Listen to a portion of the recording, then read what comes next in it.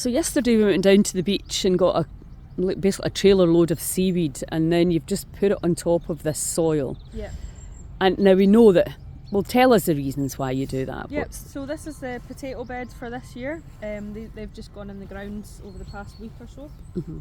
And basically, seaweed, whether you're nourishing the physical earth, the land, or your internal earth, your body, seaweed is so nutrient dense, and I feel like here on the west coast of Scotland it's a really underused resource. If you look at like the old traditional crofting methods, everybody was gathering seaweed and they were using it as a fertiliser for their land because it's so abundant and it's free basically if you can manage to get yourself down to the shore to harvest it. And it's full of minerals, isn't it? And we're mineral it's got deficient. again, like nettles. It contains such a wealth of trace elements, minerals. It's got a lot of iodine in it, but it's also got calcium, magnesium, silica, sodium. It's got everything in it. The eoms. Everything in it that the plants need to grow strong and healthy. And if you look at the soil, I mean, this is last year. Obviously, we've just dumped this one fresh, but last year this soil had wood ash, it had seaweed, and it had a top dressing of some grass clippings to keep the heat into the soil. And if you look at this, it's just... I know, you can just tell. I mean... It just crumbles in your hand. It's just the most beautiful... I mean, this gives me pure joy working with this soil. And this garden now, I've been growing here for more than 10 years. And, you can really tell...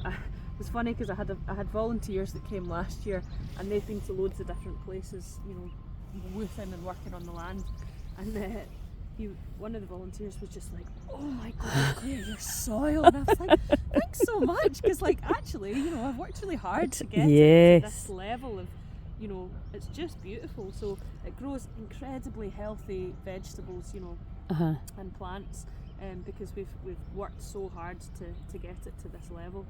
So, and what about your own compost? Where does it go? Yep, so the compost, usually I'll put that down on the brassica bed. So I do a 5-year crop rotation in this garden. So it starts off with potatoes, and then it's followed by peas, beans, legumes. Then after the legumes I'll grow brassicas, so it's cabbage family. After the brassicas, it's onions, garlics, leeks, and then the last year it's squashes and courgettes and cucumbers, that family. And why is that so powerful to rotate them?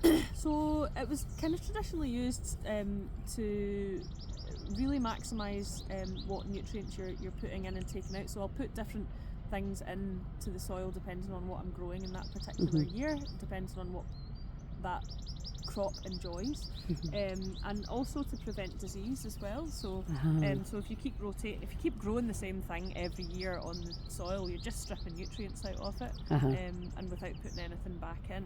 So if you rotate, it keeps your soil healthy, it's taking different nutrients out, and it allows different things a chance to thrive in different years.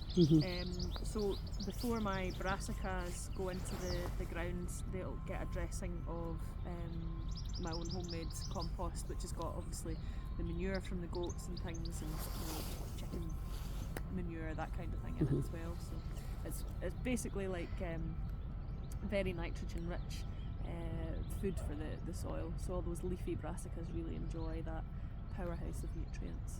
And again, it's just obvious again, isn't it, that this is if things are recycled and upcycled properly, it just improves everything if we work with nature rather than against it. Yeah, that's incredible. Thank you.